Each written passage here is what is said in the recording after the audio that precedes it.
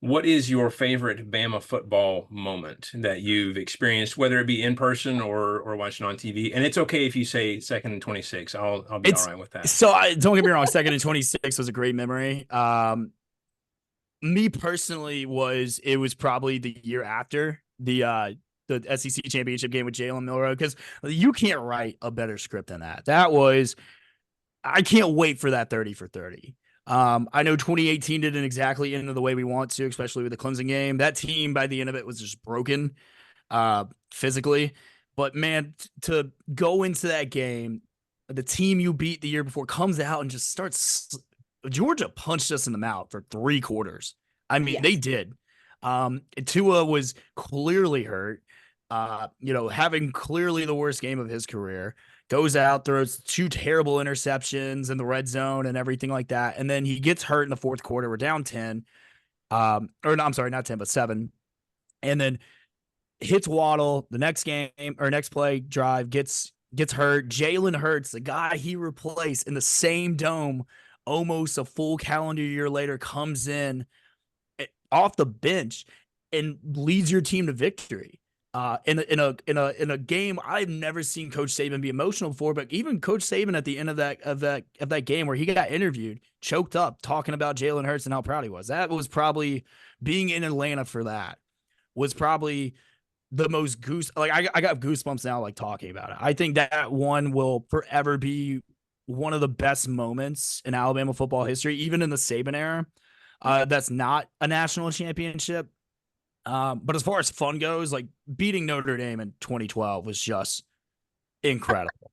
I've that was probably just the most obnoxious fun I've ever had going to Miami with a bunch of friends.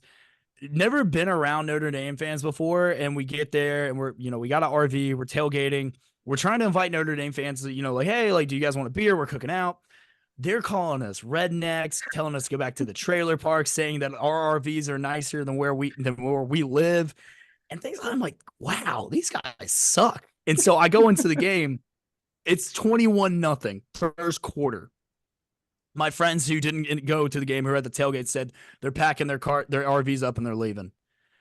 And man, it was beautiful. A lot of them left some of their Believe it. stuff behind. We found some of their signs they had. We're taking pictures with them. But I mean, like I said, I've been very spoiled as a college football fan, going from Spurrier. I had Tebow. I refuse to give Urban Meyer acknowledgement. I think he's a terrible human being.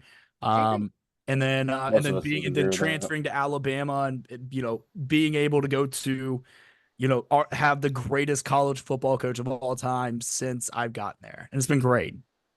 Those are two moments I remember exactly where I was. Yeah, Those Yeah. moments. For the Natty in 2012, I was in Tuscaloosa. We were watching it.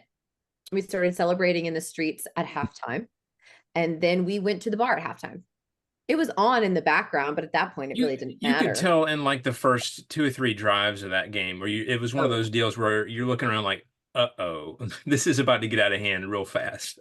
it just So it went on to prove the overhypeness of Notre Dame. That still continues, mind yeah. you. I think Um, most of us knew in the SEC championship that year that was the true championship. no, Even at the time, we were like, this is it. 100%. That was maybe one of the best games I've ever watched. That game was an instant classic. It Yeah. really was. I mean, you guys would have done the exact same thing to Notre Dame that we did. Todd Gurley probably runs for 250 that game, honestly. Yeah. Yeah, I probably.